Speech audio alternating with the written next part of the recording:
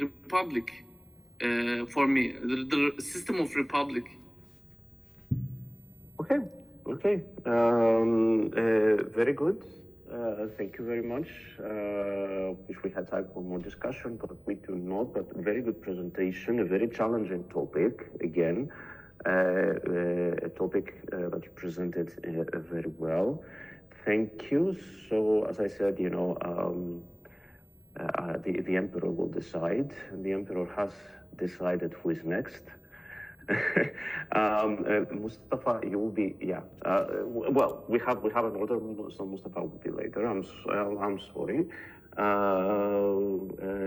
Yes, Nadia, yes. So you are next. Okay.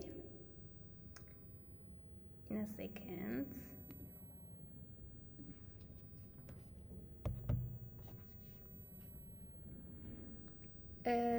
Do you see all those slides? Yes. Okay. Divine Wars, the Roman Jewish Army's Psychology. Okay. Hi, everyone. Today I'll be talking about the Roman and Jewish Army Psychology according to the Wars of the Jews by Josephus Flavius. So this book, Wars of the Jews, tells us about the siege of Jerusalem and the Jewish-Roman wars and Jewish revolts against the Roman Empire in the 1st century. And this book is super important because this author, Josephus Flavius, also you see him with a special Roman dress, but he's a Jewish, was a Jewish historian who fought in the Jewish-Roman wars, but later worked for the Romans. So we see Roman wars in this book that's from a Jewish perspective, but then we know from the history that he changed his side and became a Roman citizen, but he was a Jewish. Okay, so in this presentation, I will focus on how Roman soldiers and Jewish people found mental power and divine meanings in wars, because during the fear and chaos times in wars, it's so hard, probably. So Josephus believed that God punished the Jewish people for their sins with those extreme deaths. These deaths that I will mention are both, like in physical forms and also in a spiritual forms. So also you can focus on the pictures because they are mainly like from siege and destruction of Jerusalem, for example, in this one. To finding them, I really struggled. Anyways, we will talk about Roman war machines according to the source, and hunger, heroic ends, fire, thirst, divine storm, murders for greed and money, and suicides. So they are like different types of extreme deaths in the book of the Wars of Jews. Okay, let's get started. So Josephus talks about Roman wars machines like battering rams here, as you see, and siege towers and siege ramps. So these machines basically broke walls and caused buildings to collapse. So you see the photos. But from the quotes, he says, many people died under the ruins.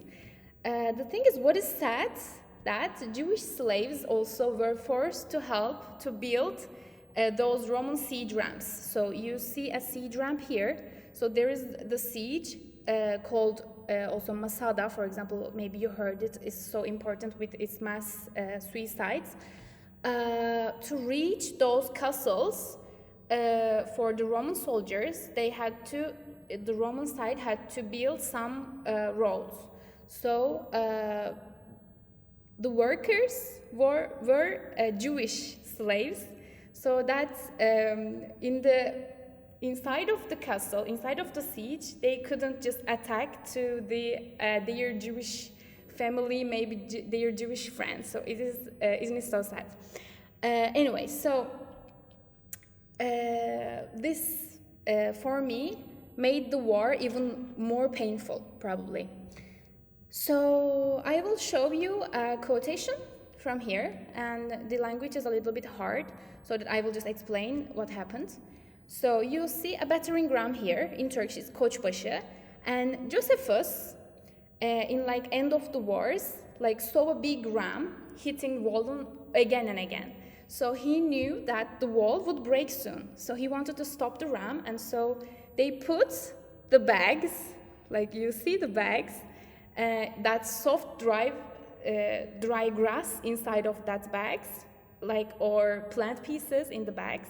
So they hang the bags on the wall, so that when they hit with the battering ram, the bags were soft, and this helped stop the ram for the Jewish side.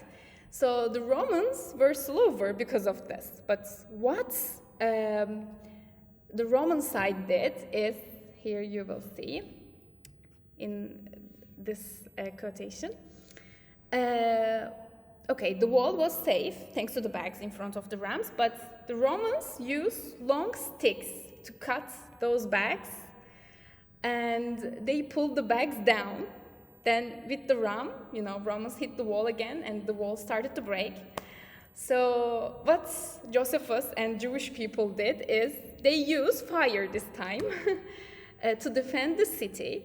So they just throw fire on Roman soldiers, and they burned the Roman machines, such as those battering ram and siege towers. I find it really interesting from the book, so I wanted to share it with you. Also, you see siege ram here. So this is like the, as I said, like the siege castle, let me say. So they have to build a ramp. Okay, so I have an interesting picture here. It is Saturn devouring his son. Actually, this is so sad from a Jewish perspective and from like a human being perspective too. So famine is shown as one of the worst punishments from God, according to his book. People were starving, and my one mother, according to the book, even killed and ate her baby. So Josephus says she slew her son and then roasted him and ate one half of him.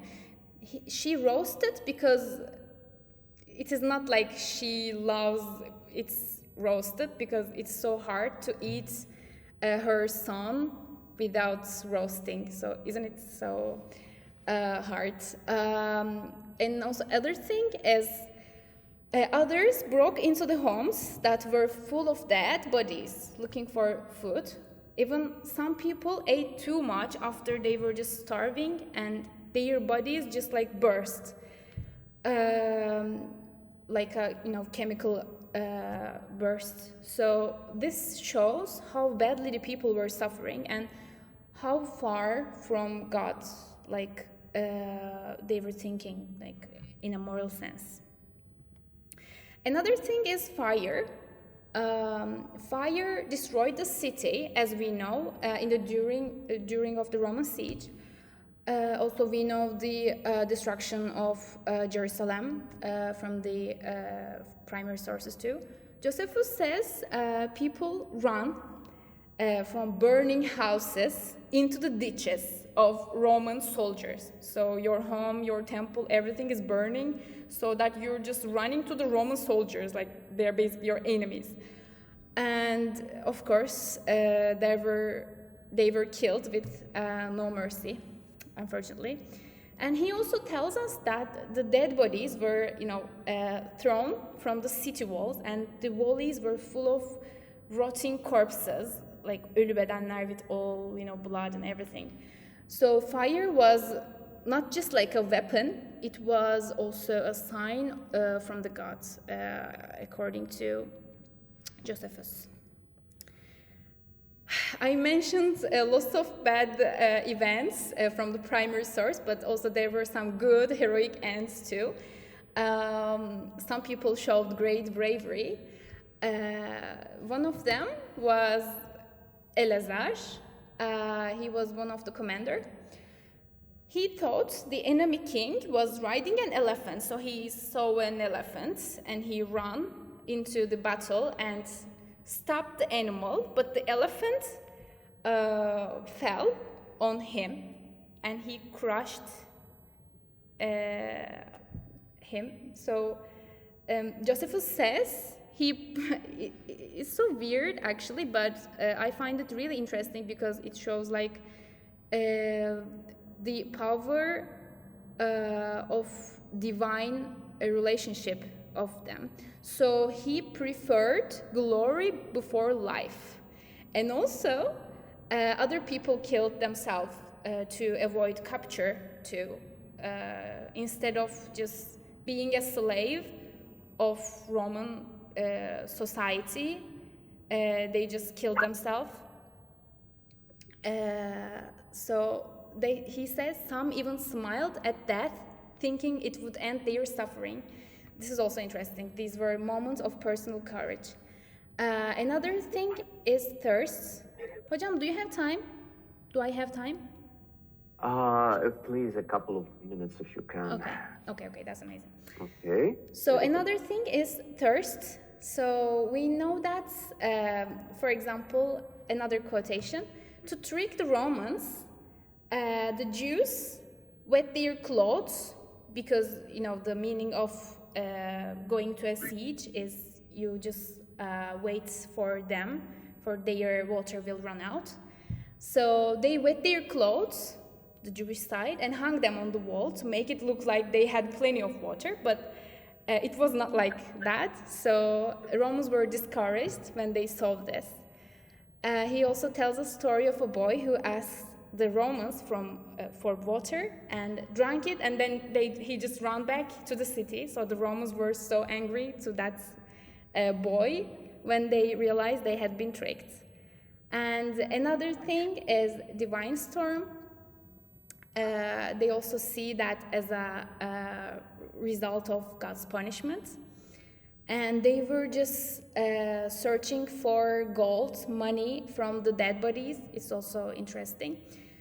But also one of the most important thing is about the Jewish wars is suicide. We know that at Masada, Jewish fighters killed their families and then themselves, so they wouldn't be captured by the Romans. So they first killed their babies, children, and then their wives, and then suicide happened. So you see from some quotations. Also in mathematics, I noticed that there is a problem called Joseph's problem. While many Jews died with honor, Joseph chose to live and later work for Rome. And it is also really interesting part. They just, I don't know, it's really hard, would be so hard. Okay, so all those things shows like to us, extreme deaths were not just like a war, military events. They can also be a part of a sign of a moral and spiritual collapse from the gods. So we mentioned about hunger, fire, fear, and money, also suicides, that showed that the people had lost their connection to God. Thank you so much. Okay, very good. Very interesting topic. Thank you very much. My main question is about Josephus, whom I have studied, but again, not in detail. I have used him, sometimes. Do we trust his account? Is it a 100% historical account? Does it contain topi, meaning stereotypical literary elements from past narratives? Again, what do you think of the source? This is what do you trust the source? Okay, actually, Hocam, I searched about the quality of source before I started. He is Josephus Flavius, known as like a main biblical and also Old Testamental as like a source. So because he changed his sides from Jewish to Roman, we see some, different decisions. Like he's sometimes mentioning about from the Roman side, but sometimes from the Jewish side. So I find it really reliable. And also I read some of the historians' thoughts about it. And also I took Roman history from Henry Hoca this year. And it's also one of the primary source on that course, as like in all around the world. Josephus Flavius known as like a super, historian. And I find it really important because Josephus Flavius was also mentioning Jesus before the Bibles too. Yeah.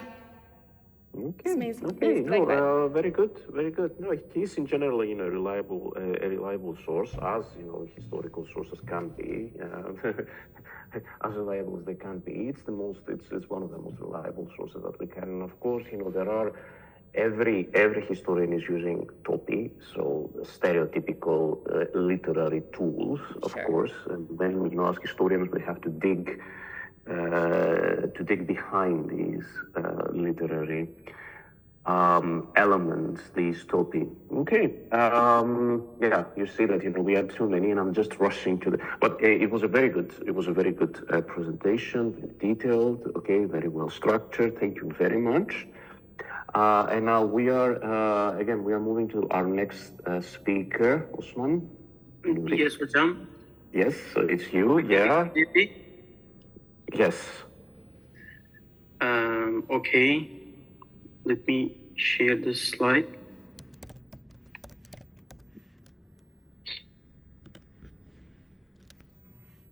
Okay.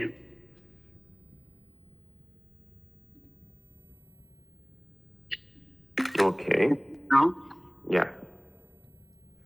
Okay, hello everyone. Actually, my topic is a little bit different than your topics, but I will explain